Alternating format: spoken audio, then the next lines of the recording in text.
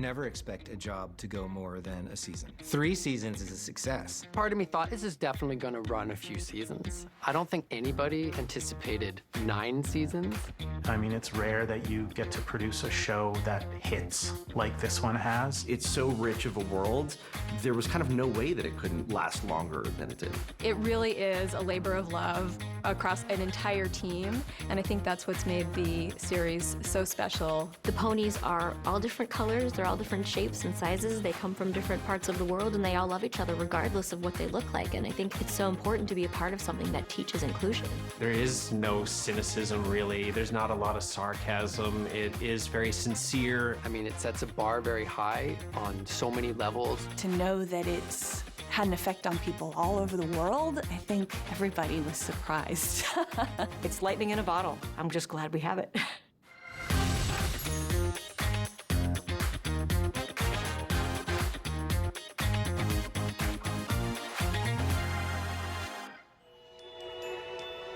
The progression of My Little Pony really started in the 80s with a wildly successful toy line and TV show called My Little Pony.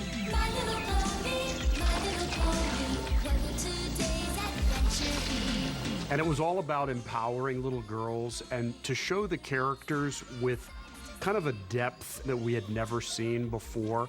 Will I ever fly like Firefly and Medley? No, Ember. Not all little ponies can fly. Hasbro was looking to revitalize the brand. They were looking for a new creative take on it, to sort of modernize it, make it feel fresh, and they found Lauren Faust. My Little Pony was my favorite toy when I was a little girl. So, when Hasbro came to me and asked me if I was interested in developing it as a TV show, I really just kind of dived right back into how I played with them. So I had this opportunity to make the show the way I wished that it was. The new series is more expansive. It has such a deep, rich lore, which I think is a big draw for a lot of audiences. My Little Pony was made at a time when people thought that girls of that age were not watching animation anymore. And so it was a pretty big leap of faith. Friendship is Magic debuted on October of 2010. We were excited to create a show that could be cross-generational. Moms who grew up watching My Little Pony could enjoy the show alongside their kids and relive that wonderful experience that they had as children. Aha! Oh, Spike, that looks delicious. Spike!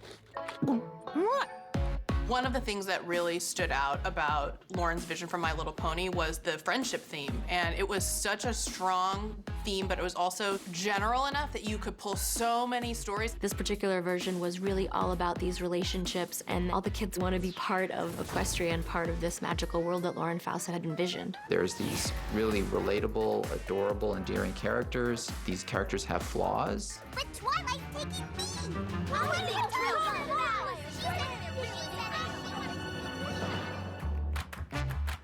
like she's coming in close to camera. I think this show provides everyone with a template for friendship. It delves into nuances that other shows don't do. The girls have evolved over the years. It's not one of those shows where this is someone's personality forever and ever. What's your name? I'm Fluttershy. I'm sorry, what was that? Like Fluttershy starts off so sweet and shy, and she still keeps who she is, but she learns to stand later up for on, herself, yeah. and she then has that as a personality trait where she's stronger. Other ponies may be experts in their fields, but animals are my field of expertise. And if I say this is what I want, then this is what needs to happen. Oh, for the animals, of course.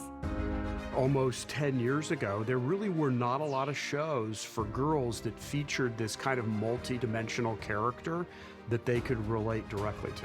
I think one of the things that's really cool about Pony that right away made it stand out as a different kind of show is that it was this weird mixture of really emotional storytelling, big, huge, like Star Wars, Lord of the Rings level mythology, and then Looney Tunes style humor.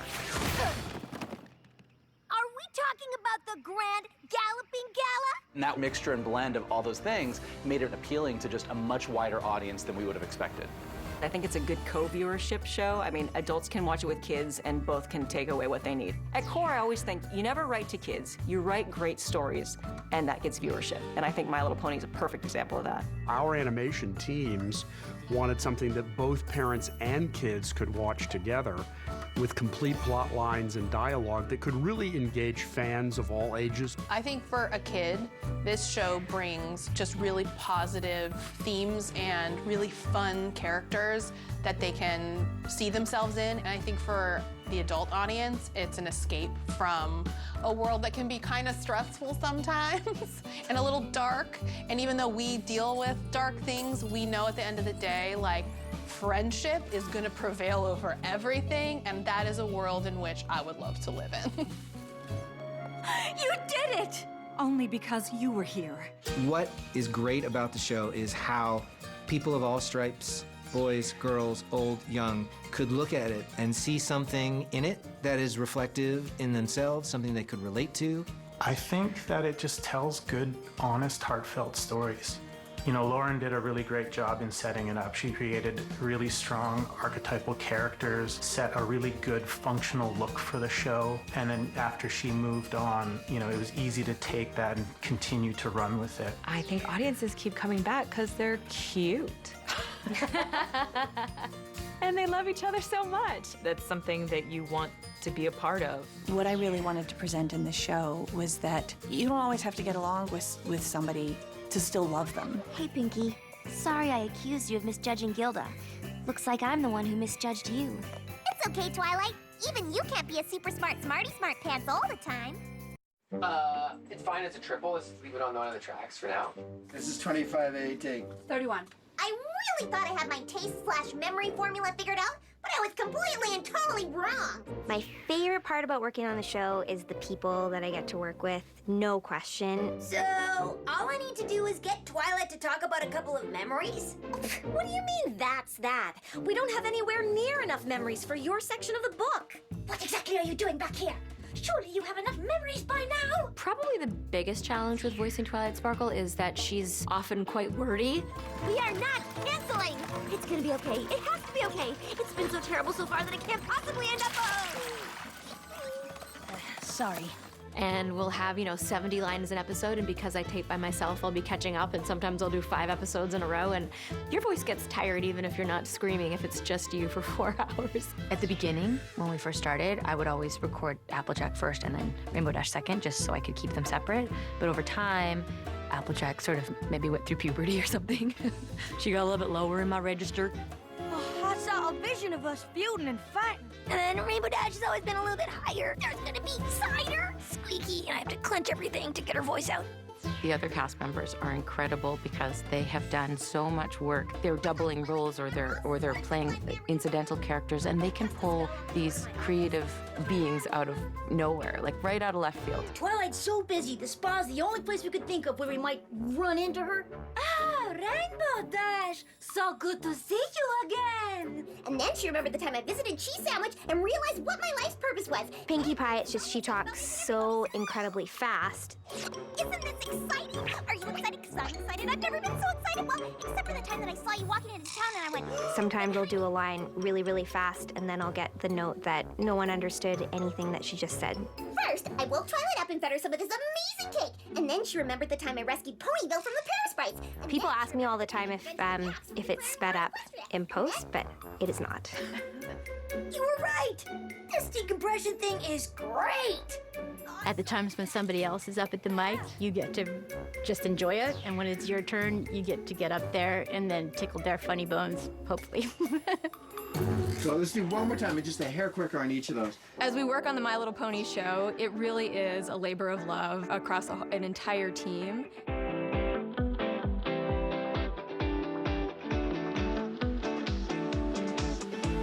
My current team is amazing, and everybody are just so friendly. Storyboard is not the easiest job. We actually work really long hours. You have to do 900 to 1,200 panels, backgrounds, and characters. There's so much talent on this show, and that's quite a gift to have people that care about what they're making and plussing it like across the board. Maybe try not to make it feel quite so open, and then I was thinking with this shot, We're on the writing side, we kind of get the first crack at it, and we try to make the best episode we can. And then it goes to the artists and the directors. And then sight gags are being put in, and little character moments that you didn't even think of. And so it's really exciting as a producer to see the animatic come back and be like, that's brilliant, I love it. And then when it goes to full animation, it's like even more amazing than I thought. And so all along the way, everyone's just kind of building on it. It's great to work with that kind of talent. So working on this show has been really great for me, especially as a woman in this industry. Most of the shows I worked on when I was coming up were always boy leads. There were girl characters, but they were always the sidekicks. They were also had to be everything to every woman. So they were always really good at sports, but also really good at math, and really smart, and really funny, and really everything. And yet they kind of were with these boy characters who were kind of dopes. And they always ended up being kind of the nag. It's mostly female characters, and they aren't perfect, and they do fight with each other sometimes. They don't always see eye to eye, they don't always get along, and I think it's like a really good message. And I think that girls were able to see themselves in these characters in a way that really represented individual qualities that they could relate to. You actually get to bring your own personal experience as a woman to these characters, and you get to bring women's perspectives to the screen. And it's just not something that happens enough. Style, coolness, awesomeness, and radicalness. Aren't those all the same thing? I think that there's definitely a ripple effect happening in animation. Lots of new cartoons are being made with that in mind, having just really awesome female characters. I'm hoping that we're on the edge of a nice wave, that's this wave of women coming up in animation, because when I started, I was the only girl on the storyboard floor. And now our entire storyboard crew is women. I had a meeting one day, every single person in there in a senior role was a woman working on a woman's show for girls. It was amazing.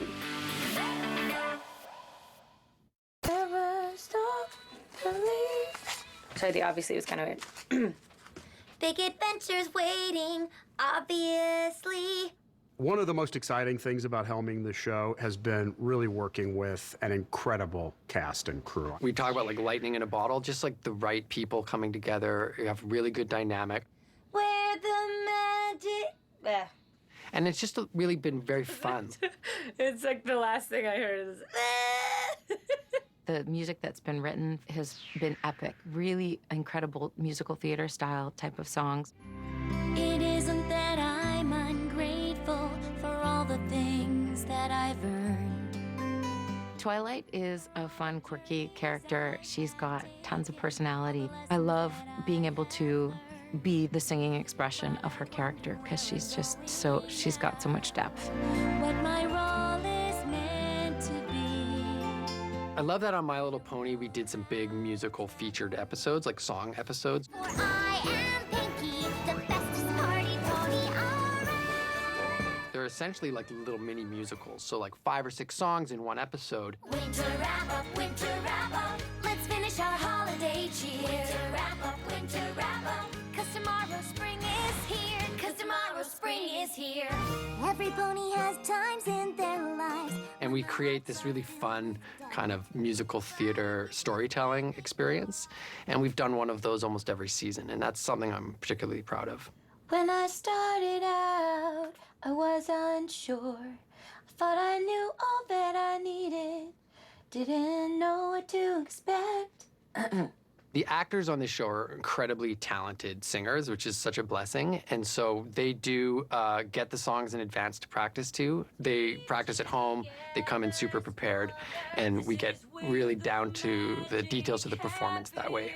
Our friendships weave together stronger. The music process on My Little Pony is pretty similar to a lot of shows. We start talking about the songs very early on when the scripts are coming in. I think they're planning, like, where can we put some nice feature musical moments throughout the series.